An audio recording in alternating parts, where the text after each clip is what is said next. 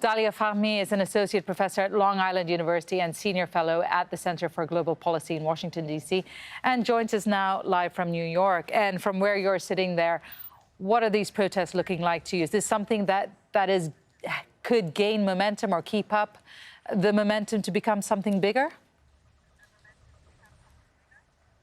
So in one regard, it's too early to tell. This today was not really expected that people would come into the streets in about 6 different provinces in Cairo, that the fear barrier could have been broken. And so in one regard, it's too early to tell, and it's very surprising. But on the other hand, it's actually not surprising. If we look at the Egyptian population today, of 100 million people, the average age is 23. Now, if you subtract 8, which was when the revolution happened 8 years ago, it means the average age was 15. And so you have much of the population doesn't live with the post-revolution trauma or the memories of the revolution in the way the older generation did. You have a group of young people coming in with a different set of demands and different kinds of understanding of a future possibility. So those on the streets today are very different than the ones that were there 8 years ago. If we look at the economic situation in Egypt, today, in 2013, poverty rates were about 20%. 2019, they're upwards of 33%. And according to the World Bank, they're actually 60%.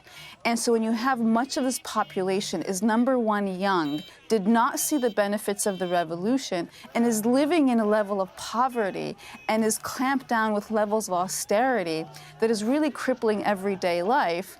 And then on the one hand, you have these media blitzes and releases of videos from a man named Muhammad Ali, who is supposedly a regime insider, who's not just revealing a level of corruption and government mismanagement, but is also showing the people that while the president asks you to sacrifice, while austerity measures are increasing, and while opportunities for young people are really decreasing, he and his family are living a very lavish lifestyle. So we could be at a crescendo moment that leads to people to break through the fear barrier, or this could be a moment where the regime is actually allowing these protests to happen to a certain extent. I think it's too early to tell where we are, but we're in a critical moment.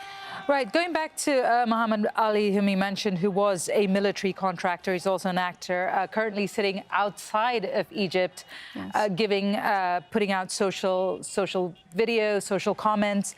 Why do you think he has resonated so much with the wider population of Egypt that we're seeing people actually take up a call to rally on the streets from him?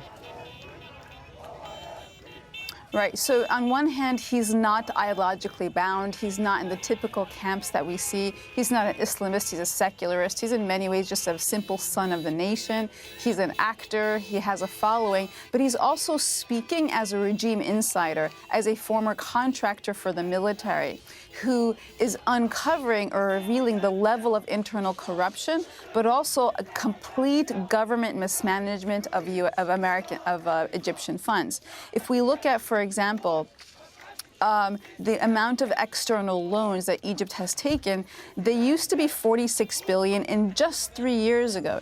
Today, they're 106 billion. Egypt has tripled its internal debt. It continues to borrow money from the population for some of these basically government schemes, like the expansion of the Suez Canal that did not return any money on the investment. And so when you have such economic clampdown, and he reveals that it's actually worse, and it's not just simple corruption, but it's actually the ruling family, Sisi and his wife and children, are living in excess and luxury at the expense of the Egyptian people, where he, on the other side of his mouth, asks them for continued austerity. Then the resonance of Muhammad Ali is because he's revealing this internal story that Sisi is selling you a lie. Thank you very much, Dalia Fahmy. Good to speak to you.